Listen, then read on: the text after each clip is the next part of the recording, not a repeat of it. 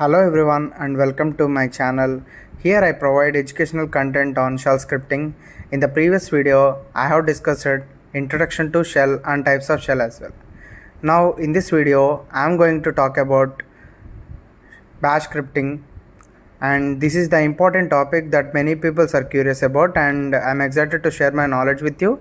So let's dive in and explore the topic together.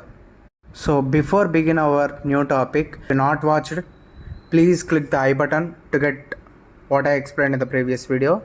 Bash scripting is the process of writing script using the bash language, and it is a powerful Unix shell and command language. So I already told you that bash scripts are series of commands and the instructions as well that can be executed by the bash shell. How come the script will know to execute in the bash shell? In the starting of the line, we have mentioned the shebang, we call it as, and which tells that interpreter to be executed in the bash. And the bash scripting also allows you to automate the repetitive tasks, and it will reduce the manual effort and increase the efficiency. And bash scripting can be also used to perform wide range of tasks, include the file management, system administration, and also the process automation as well. Bash scripts are highly portable, and this can be run on various Unix based systems. So the hardware and software both come with single box. Learning bash scripting can be used to performing complex operations and managing the multiple systems simultaneously. The bash scripting allows you to combine command line utilities and tools, leveraging their functionalities to create powerful automation solutions. So bash scripts are scheduled to run automatically using cron jobs as well, and which will be allowed for unattended and scheduled execution of tasks. Now let me tell you the features of bash. Now bash provides various features like printing, comments and variables, functions, conditions, loops, inputs, exit status, codes and redirects. Not only bash scripting, if anyone wants to be master in programming language, whatever it may be, you need to remember the four things. One is variables, another one is functions, other is loops and conditions. These are the four mandatory things you need to remember. Trust me guys, if you master these four things, you will be master in any language you learn. You will definitely get understand what the programming language you learn. Now today I will tell you printing. How can we print the line in shell scripting and ensure that to make it more interactive, and the comments as well. Printing in the shell scripting is the process of displaying the text or output on the terminal or a console you are using. The most common command used for printing in shell scripting is the echo, and it outputs the specified text or variable to the terminal, which will display on the console. You can use the echo command to print the static text by enclosing it within a code such as echo. Now you see my screen. Here I have displayed echo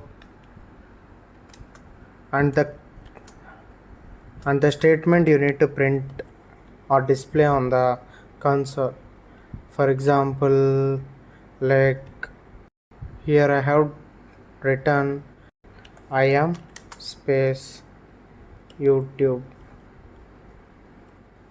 But when I hit enter, what exactly I have written, that statement have been printed as it is, even spaces as well, no change in the character and no change in the space, case sensitive as well.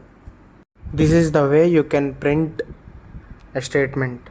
With the outputs we can redirect into any other file as well. We can redirect the outputs and we can manipulate the outputs as well, and we will discuss it further.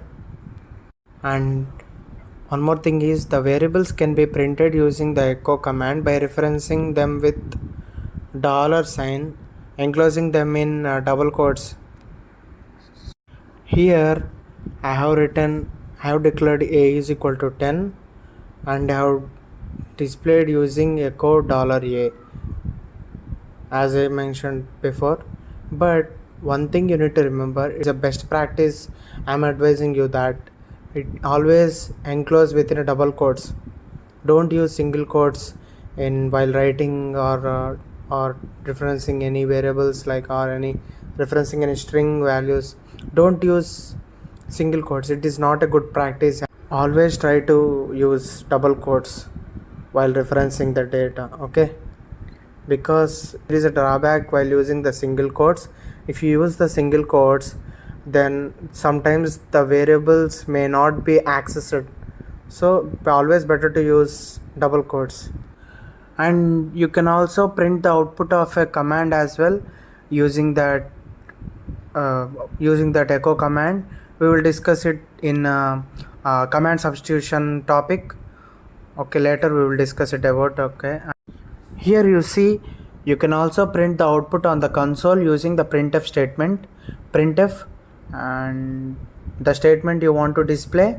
But the drawback with printf statement is the output we are trying to display on the screen, it is displaying before the prompt, which will distract from observing the content. So it's better always to add /n at the end of the statement so that it will print a new line. So as I mentioned on the screen, if you mention /n at the end of the string, you can display with a new line so that content will be more visible and it will be more observable to the developer. You can also mention /t for the tab space, or else you can also mention /b to make backspace. So if you observe on the screen, I have mentioned /b at the end so that it is removing the last character. I mean, what the character we have mentioned. I mean, for example, we have mentioned hello as a string to be printed. The end character like stack, the character we have entered will be get deleted. It acts like a backspace. Okay, and you can also print, and you can also mention /t to get tab space. Here you see after the statement there is a tab space. Tab space, you know, right? 4 spaces at the end. After the character, it is displaying 4 spaces at the end. This is also the better way, but always try to implement echo, which will display in the new line. If you don't want to use printf, it present in C language. If you are coming from the development background in a C language, then obviously you will know about it. And it's important to properly code and escape special characters. So, and also our variables to ensure that correct printing and prevent unexpected behavior, so that always try to maintain the codes. In previously I have faced the issue, if you forgot to mention the quotation at the end, it will not throw you an error, but it will try to switch into the new line. I mean, it is still expects the characters from you. Okay, you no need to worry at all. It will switch to the new line and it will try to give you a symbol so that you can mention the missed double quote and then hit enter, so that it will get printed as a single line. Okay, and printing is the useful for displaying information, debugging the scripts, and providing the feedbacks to the users and creating friendly user interface in shell scripts. Okay, in the next video I will tell you how to write the shell scripts. Okay, so thank you for watching the video on shell scripting. That's all for today's video.